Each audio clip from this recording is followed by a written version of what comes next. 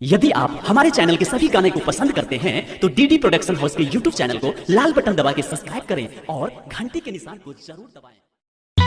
सारे सुझावों को ध्यान में रखते हुए ये तय किया गया है कि भारत में लॉकडाउन को अब 3 मई तक और बढ़ाना पड़ेगा।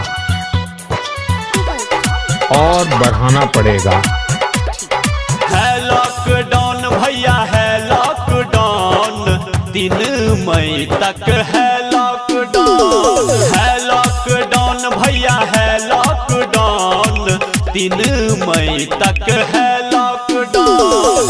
मोदी जी कर गए ऐलान, सुनो जनता सुनो भगवान। है लॉकडाउन भैया है लॉकडाउन 3 मई तक है लॉकडाउन। है लॉकडाउन भैया है लॉकडाउन 3 मई तक है लॉकडाउन। यानी 3 मई तक हम सभी को, हर देशवासी को लॉकडाउन में ही रहना होगा।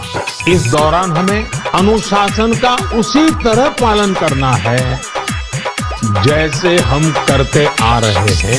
घर से निकलना है माना, सब मिल के कोरोना को हराना। Presented by DD production house. हाँ, घर से निकलना है माना, सब मिल के कोरोना को भगाना। है लॉकडाउन भैया है लॉकडाउन 3 मई तक है लॉकडाउन। है लॉकडाउन भैया है लॉकडाउन 3 मई तक है लॉकडाउन। मेरी सभी देशवासियों से ये प्रार्थना है कि अब कोरोना को हमें किसी भी कीमत पर नए क्षेत्रों में फैलने नहीं देना है।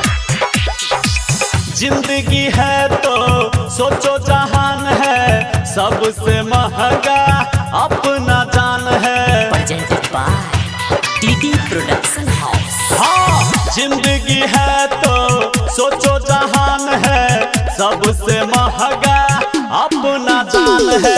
है लॉकडाउन भैया है लॉकडाउन 3 मई तक है लॉकडाउन। है लॉकडाउन भैया है लॉकडाउन 3 मई तक है